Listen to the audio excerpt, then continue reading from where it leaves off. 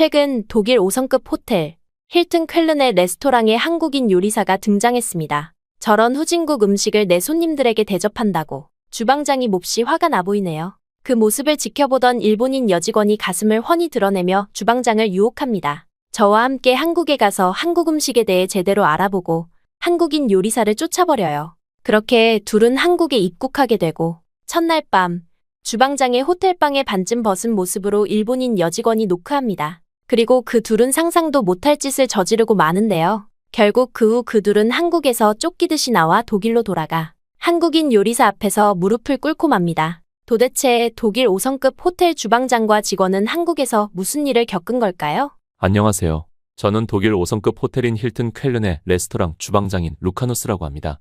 제 아버지 때문에 어릴 때부터 요리에 관심이 많았어요. 항상 주방엔 어머니보다 아버지가 많이 계셨고 그게 저에겐 일상이었습니다. 어머니보다 제가 더 칼을 손에 많이 잡았다고 해도 과언이 아닐 정도네요. 아버지의 피를 물려받아 재능도 있었지만 재능만 믿지 않고 무수한 노력 끝에 이 자리에 올라서서 자부심이 과한 상태였습니다. 그러던 하루 웨이터가 정리한 테이블 식기가 싱크대에 놓인 걸 보고 당황했는데요. 컵에 담긴 갈색 액체는 아무리 봐도 우리 메뉴에는 없는 음식이었거든요. 이 정체 모를 액체는 무엇인지 주방에 있는 직원들도 아무도 모르는 듯했습니다. 다들 낯선 음식에 등장해 두려운 건지 나서서 맛을 보거나 냄새를 맡지 않았어요. 저는 주방장답게 갈색 액체의 냄새를 맡았는데 어딘가 익숙한 냄새였습니다. 그때 화장실 갔다가 돌아온 직원 제임스가 다가와서 컵에 담긴 갈색 액체를 보고 피식 웃더군요. 그 직원은 한국에서 요리 공부를 몇 개월 하고 온 직원이었습니다. 아, 이거 커피 믹스예요. 한국에서만 파는 간편한 커피 제품이네요. 커피 믹스? 커피면 커피지. 커피 믹스가 뭐야? 커피에 뭘 섞었다는 거지? 뒤늦게 웨이터가 주방에 들어왔어요. 이거 방금 정리한 테이블에 손님이 두고 간 물건 같은데 이게 뭔지 잘 모르겠네요. 그럼 저는 이만 나가볼게요. 제임스는 웨이터가 가지고 온 물건을 봤더니 이게 그 커피 믹스라고 했어요. 어떻게 이걸 모를 수 있지? 유튜브도 안 보세요? 자, 봐봐요. 이렇게 뜨거운 물을 넣어서 만드는 커피인데 안에 우유 크림 가루랑 설탕이랑 커피 가루까지 다 들어있어요. 기다란 노란 봉투였는데 끝을 뜯어서 새 컵에 내용물을 붓더군요. 그곳에 있던 모든 직원이 궁금했는지 컵 안을 들여다보았습니다. 커피 가루와 설탕 그리고 우유를 건조한 것으로 보이는 하얀 가루가 적정량 들어있더라고요. 신선한 충격이었어요. 거기에 뜨거운 물을 붓자 아까 본 갈색 액체와 같은 색을 보였습니다. 그런데 갑자기 제임스가 커피 봉투로 뜨거운 커피를 휘젓기에 깜짝 놀랐어요. 미쳤어! 커피 봉투는 쓰레기통에 넣어야지. 멀쩡한 숟가락 있는데 왜 사람이 먹는 음식에 쓰레기를 담그는 거야? 내 주방에서 이런 짓이라니. 내 밑에서 그동안 뭘 배운 거지? 저도 처음에 주방장님처럼 놀랐는데요. 왜인지는 모르지만 한국인들이 이렇게 먹더라고요. 아마 식기를 사용하기엔 자주 씻어야 하고 번거로워서 그런 게 아닐까요? 그는 웃으면서 방금 탄 커피를 마셔보라며 건네주었습니다. 살짝 자존심이 상해서 거절했더니 옆에 있던 부주방장이 받아서 마셔보더군요. 많은 사람이 독일은 맥주의 나라라고 말합니다. 그런데 어쩌면 독일은 커피의 나라라고 말하는 것이 더 어울릴지도 모릅니다. 독일의 커피 소비량은 지난 몇 년간 맥주의 소비량을 훌쩍 뛰어넘었고 심지어 독일인들은 물보다 커피를 더 많이 마십니다. 독일 사람들이 커피를 마실 때 함께 넣어 먹는 재료로는 일반 우유, 저지방 우유, 연유, 꿀, 설탕, 커피 화이트너 등이 있는데요.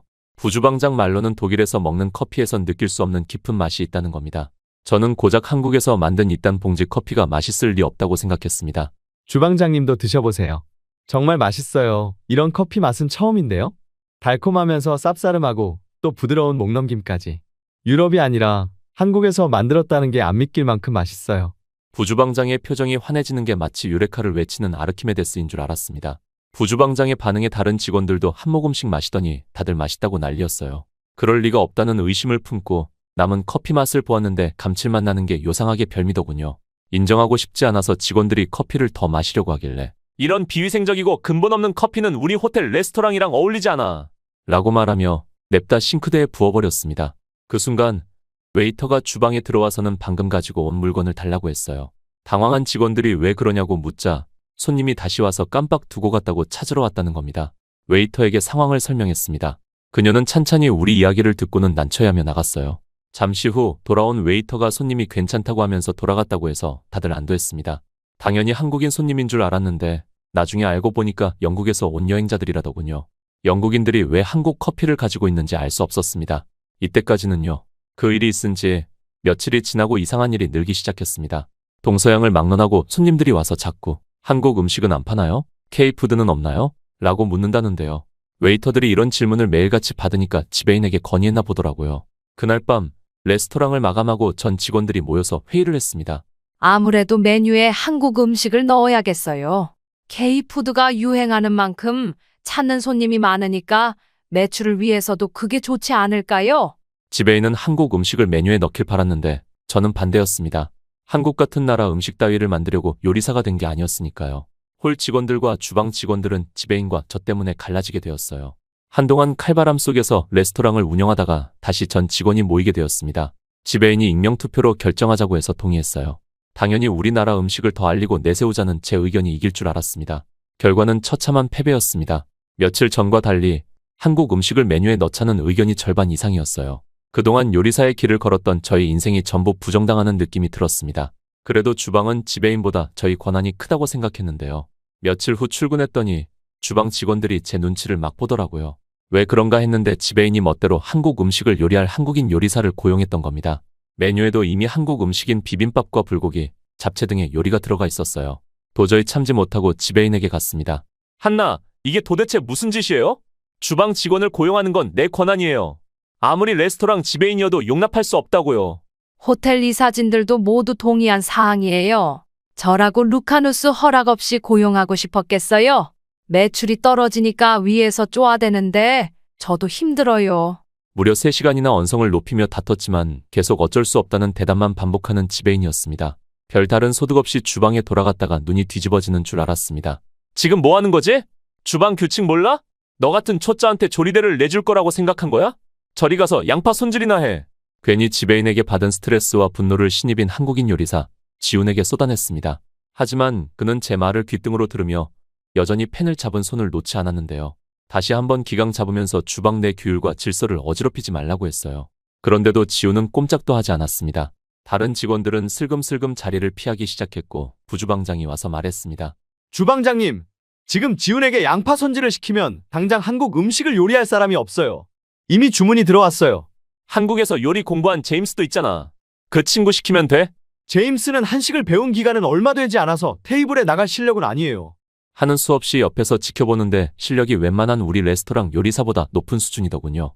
짧은 시간 내에 불고기라는 음식을 만들어 플레이팅까지 하더군요. 그리고 그 음식을 홀로 보냈습니다. 그리고 얼마 지나지 않아 갑자기 웨이터가 주방으로 급하게 들어오더니 주방장인 저를 호출했습니다. 주방장님, 방금 불고기를 먹은 손님들이 주방장님을 찾네요. 레스토랑에서 주방장을 찾는 이유는 딱 2가지입니다. 하나는 음식이 너무 맛있을 때, 나머지 하나는 음식이 너무 별로일 때. 당연히 저는 후자라고 생각하고 웨이터를 따라 홀로 나갔습니다. 이번 기회에 한국 음식을 메뉴에서 완전히 제외하고 지훈도 나의 공간에서 내쫓을 계획을 세우고 있었습니다. 테이블에 가까워지자 손님들의 표정을 빠르게 살폈는데요. 어쩐지 인상을 찌푸리고 자꾸 불고기를 먹으면서 고개를 갸웃하는 듯 보였습니다. 단번에 알았죠. 아, 지훈이 만든 불고기 요리가 엉망이구나. 저는 테이블 앞에 서자마자 고개 숙이며 사과했습니다. 처음 선보인 한국 음식인데 한국 주방 직원 솜씨가 원래 있던 주방 직원들을 따라오지 못하는 것 같다면서 은근히 그를 돌려 까기도 했습니다. 그 손님들은 제 이야기를 가만히 듣고만 있었어요. 웨이터는 제 옆구리를 쿡쿡 찌르면서 갑자기 왜 그러냐고 당황해했습니다. 세상에나 어쩐지 한국인 요리사가 있나 보군요. 어쩐지 다른 나라에서 먹은 한국 음식보다 훨씬 맛이 좋다고 느꼈어요. 이 불고기는 한국 여행 갔을 때 먹었던 그 맛과 아주 비슷해요. 정말 맛있어서 감동받고 있었어요. 그래서 주방장님을 불러달라고 했습니다. 손님들의 반응에 제가 당황하고 말았습니다. 손님들의 극찬에 다른 테이블에서도 불고기 주문이 엄청나게 쏟아지기 시작했어요. 이날 한국 요리사인 지훈은 종일 바빴습니다. 다른 직원들도 그를 보조하느라 진땀을 빼고 있었죠. 안 그래도 지훈이 주방을 차지한 듯한 느낌에 기분이 가라앉아 있었는데요. 오늘 하루 주문량 보셨죠? 다들 지훈에게 한국 음식 만드는 법을 배우도록 하세요. 이건 호텔 사장님이 특별히 지시 내린 공고입니다. 무슨 뜻인지 알아들었죠? 루카누스? 지배인의 가시 박힌 말에 분노가 치밀었습니다. 주방장인 나를 모욕하는 말처럼 들렸거든요. 저는 반항하는 사춘기 소년처럼 출근을 거부하고 레스토랑에 나가지 않았습니다. 제가 없으면 주방이 돌아가지 않고 엉망인 걸 보여주려 했는데 며칠이 지나도 연락이 없더군요. 대체 이게 어떻게 된 일인지 알아보려고 불안한 마음을 숨긴 채 레스토랑으로 가보았습니다. 저는 주방 상황을 보고 경악하지 않을 수 없었어요. 어째서인지 주방에 들어온 지 며칠 되지도 않은 지훈이 주방장인 듯 돌아가는 분위기였거든요. 주방 문을 벌컥 열고는 지금 뭣들 하는 거야? 저 녀석은 신입이야. 너희가 저 녀석 지시를 왜 따르고 있어? 주방 질서가 왜 이렇게 엉망이 된 거야? 라고 소리쳤습니다. 하지만 저의 등장에도 다들 아무렇지 않다는 듯 대했고 부주방장은 지훈도 한국에서 호텔 주방장이었다며 내가 없는 동안 주방을 잘 이끌어줬다는 겁니다. 한국에서 공부했다던 직원도 생각보다 지훈 덕분에 주방이 질서 정연하게 돌아가서 큰 문제는 없었어요. 걱정하지 마세요. 전혀 위로도 안 되는 위로를 건넸습니다. 순간 위기의식을 느꼈어요. 이대로 있다가는 제 자리가 주방에서 사라질 것만 같았습니다. 그런데 갑자기 우리 레스토랑에서 가장 섹시하고 예쁜 일본인 직원 유이가 저에게 다가와 말하더군요. 저는 주방장님만 기다렸어요. 한국 음식, 특별한 것도 없고 죄다 일본을 따라한 음식들인데 왜 자꾸 난리들인지 모르겠다니깐요. 저번에 투표 반대표 중에 한 명이 바로 저예요. 주방장님 그러지 마시고 우리 같이 한국에 가보는 거 어때요?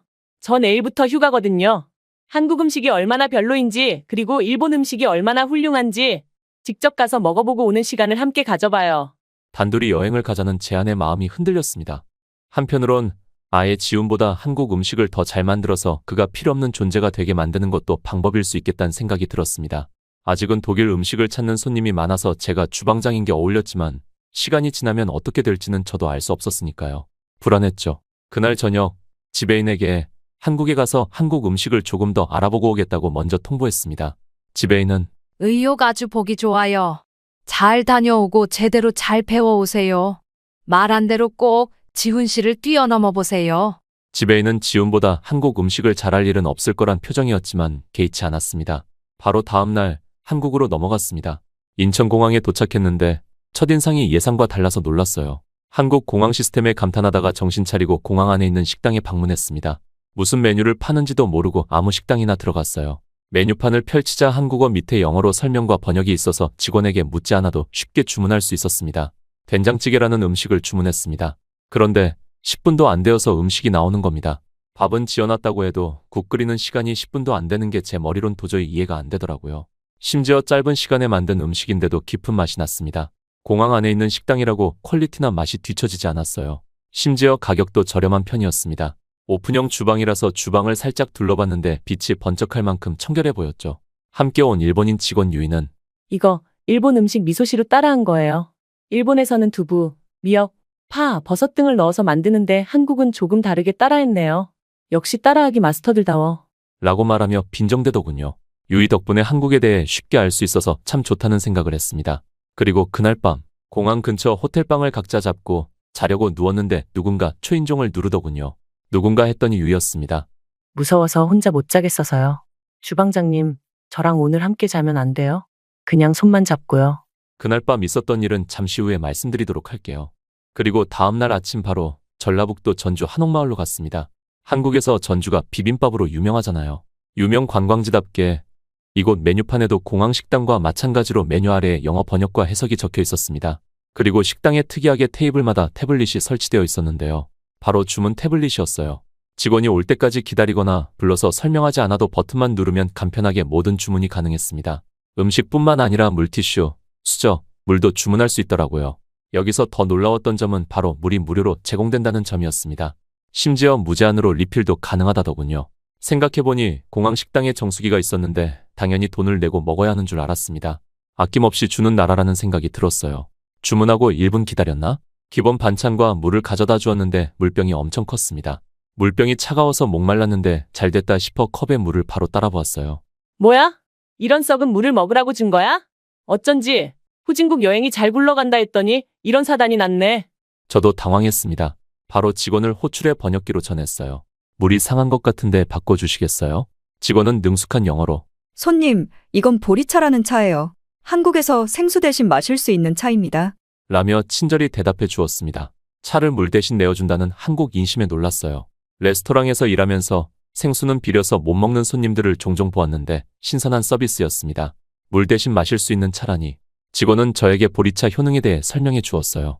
보리차는 혈액을 맑게 하고 혈액 순환을 촉진하며 피 속에 있는 지방질과 독소, 노폐물을 깨끗하게 씻어내줘요.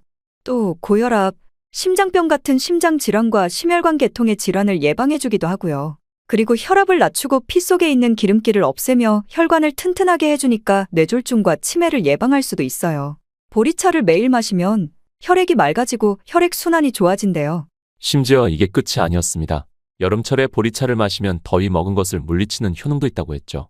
보리차가 혈액을 맑게 하여 혈액순환을 촉진한다는 논문이 일본에서도 2002년 4월에 발표됐다고도 알려주었습니다. 역시 이런 연구는 결국 일본에서 한다니깐. 아마 보리차도 일본 음식일 거야.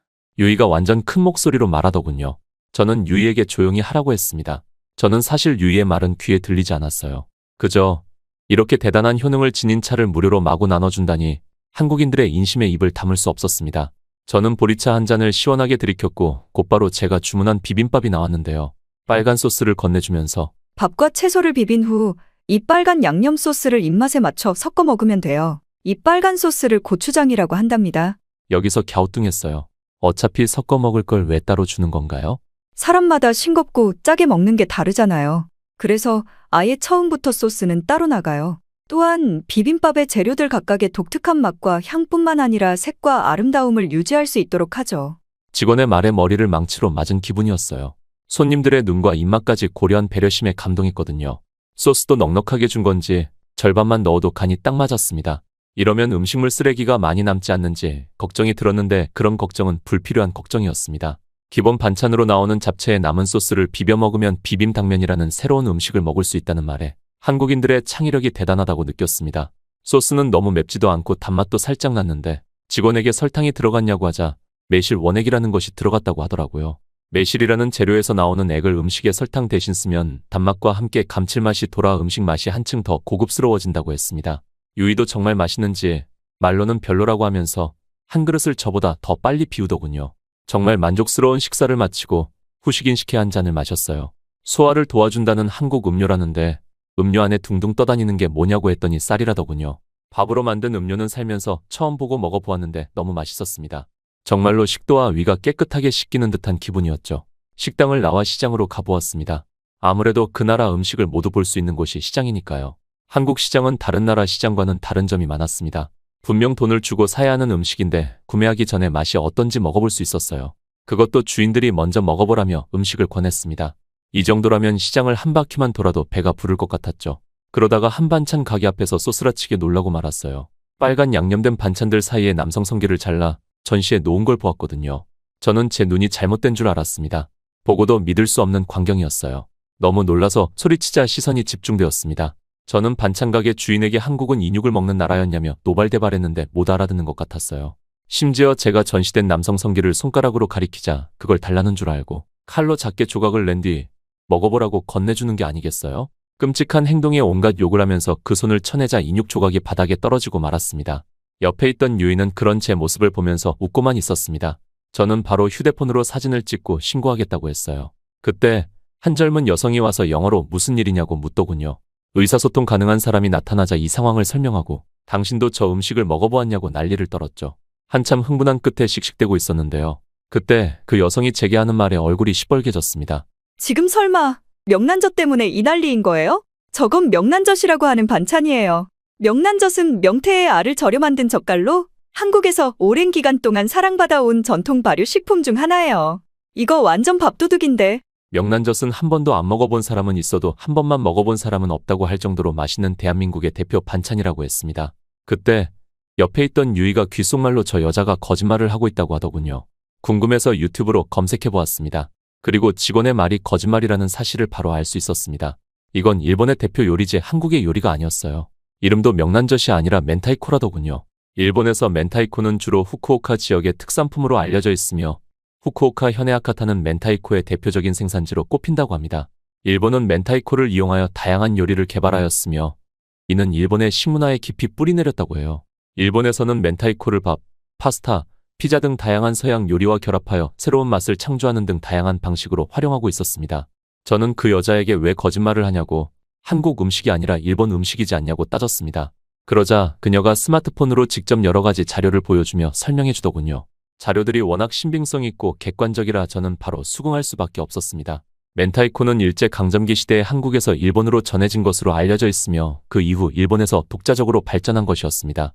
유이도 그녀의 설명에 빈틈이 없어서 그런지 아무 말도 못하고 얼굴이 빨개져서는 고개만 끄덕였습니다. 한국에서도 명란젓의 기원은 함경도다, 아니다, 부산이다. 이렇게 학자들의 다툼이 있었다지만 여전히 한국 음식이라는 점은 변함이 없었습니다.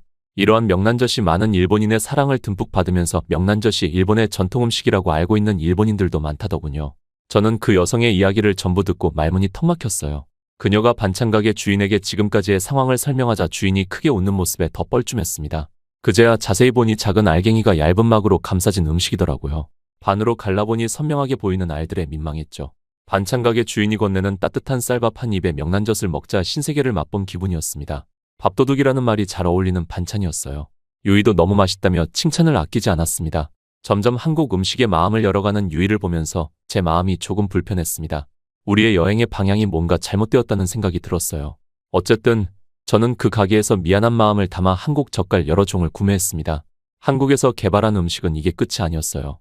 소시지 빵이 한국에서 개발한 음식인 거 다들 알고 있었나요? 소시지와 마요네즈, 피망 등을 넣어서 만든 빵으로 한국의 전국 어느 제과점을 가더라도 꼭 있는 빵이라더군요. 해외에 있는 한국 제과점에서도 소시지 빵은 현지인들에게 아주 큰 인기를 끌고 있다고 합니다. 그리고 콘치즈라고 들어보셨나요? 한국 음식점을 방문해보면 흔히 볼 수 있는 음식인데 특히 저녁에 술 마시러 가면 기본 메뉴로 많이 등장하는 음식이라고 합니다. 통조림 옥수수에 설탕, 소금 그리고 후추와 모차렐라 치즈, 마요네즈를 함께 섞어 팬에 익혀 먹는 콘치즈는 메인 음식보다 더 맛있는 요리라고 평가받는다더라고요. 남녀노소 누구나 선호하고 딱히 호불호도 갈리지 않는다고 합니다. 하지만 재료 대부분이 서양에서 넘어왔기 때문에 미국이나 이탈리아 같은 서구권 음식이라고 한국인들은 생각한다네요. 콘치즈와 소시지빵 모두 정확히 누가 만들었는지 언제부터 먹게 됐는지는 여전히 아무도 모른다고 합니다. 양념치킨 역시 한국에서 만들어진 음식이라고 했습니다. 사실 프라이드 치킨은 미국 남부에서 유래된 음식이기 때문에 한국 음식이 아니다라는 평이 주를 이루고 있지만 양념치킨만큼은 현지화된 퓨전 한식으로 이제는 한국 음식이라고 인정받고 있다네요. 양념치킨을 만든 창시자는 한국 치킨계의 아버지라고 불리는 윤종계 씨라고 합니다. 한 TV 프로그램에 출연한 윤 씨는 1980년 튀긴 치킨이 식어버리면 너무 뻣뻣해 입을 다치는 손님이 많아서 양념치킨을 만들게 됐다고 해요. 한국인들이 음식을 만든 계기들을 들어보면 한국인들의 성품을 유추할 수 있었어요. 다들 타인의 건강, 안전, 맛, 즐거움 등을 깊게 생각하고 배려하는 듯 보였습니다. 그래서 한국 음식을 알아가는데 재미가 더해지는 것 같았어요. 유명한 한국 디저트에는 허니 브레드가 있습니다. 두꺼운 식빵 토스트에 허니 버터를 바르고 그 위에 생크림을 올려 캐러멜 시럽이나 시나몬 가루로 토핑한 허니 브레드는 한국의 대표 카페 메뉴인 동시에 인기 메뉴라고 하는데요. 사실 이 허니 브레드가 한국에서 만든 한국 고유의 음식이라는 걸 아는 사람은 거의 없다더라고요. 한국인들도 잘 모른다고 했습니다. 이 허니 브레드는 2004년 3월 한 커피 체인점에서 새로운 디저트 메뉴를 고심하던 끝에 완성된 신메뉴라고 해요. 만들기도 간편하고 맛도 좋기 때문에 출시 후 전국의 많은 카페에서 판매되었다고 해요. 양도 꽤 많아 한 끼 식사를 대신할 수도 있기 때문에 가성비 음식으로 분류되고 있다네요. 제가 제일 의아했던 건 바로 감자 핫도그였어요. 다들 아시다시피 핫도그의 기원은 미국이잖아요. 한국식 핫도그는 부대찌개와 같이 한국으로 넘어오게 되면서 한국인들 입맛과 성향에 맞게 재개발된 식품 중 하나라고 합니다. 그리고 새롭게 탄생한 감자 핫도그는 명백한 한국 음식임이 분명했어요. 저와 유이는 완전히 한국에 깊게 빠져들고 있었습니다. 그리고 유이는 저에게 이런 말을 하더군요. 일본에 갈 필요가 없을 것 같아요. 한국 음식이 훌륭하다는 사실을 알게 됐어요. 우리 레스토랑에서 한국 음식을 계속 파는 게 맞는 것 같아요. 그리고 첫날 밤 사과드려요. 제가 갑자기 찾아가서 같이 자자고 했던 거 무례했던 것 같아요. 그렇다고 거절하신 거는 너무했어요. 정말 손만 잡고 자려고 했단 말이에요. 저도 남자인지라 엄청 고민했습니다. 정말 손만 잡고 자는 게 어떻게 가능합니까? 여러분들은 제 입장에서 어떻게 했을지 정말 궁금합니다. 댓글로 꼭 알려주세요. 어찌됐든 저는 독일로 돌아와 한국 요리사인 지훈에게 고개 숙여 사과했어요. 다른 직원들에게도 패 끼쳐서 미안하다고 진심 어린 사과를 전했습니다. 요리사로서의 자격이 미흡했다고 생각했죠. 그리고 한국에서 샀던 젓갈을 독일 직원들에게 맛보게 하자 다들 찬사를 멈추지 못하더군요. 우리는 독특하고 잘 알려지지 않은 한국 음식들을 메뉴에 넣자고 강력하게 제안했습니다. 다행히 통과됐고 전보다 월 매출이 꽤 올랐다는 소식에 모두가 기뻐했어요. 앞으로는 신입이지만 저보다도 훨씬 뛰어난 실력을 지닌 한국 요리사인 지훈에게 부끄러운 모습은 그만 보이고 더 많은 걸 배우고 싶습니다. 또 진정한 요리사가 되도록 노력하겠어요.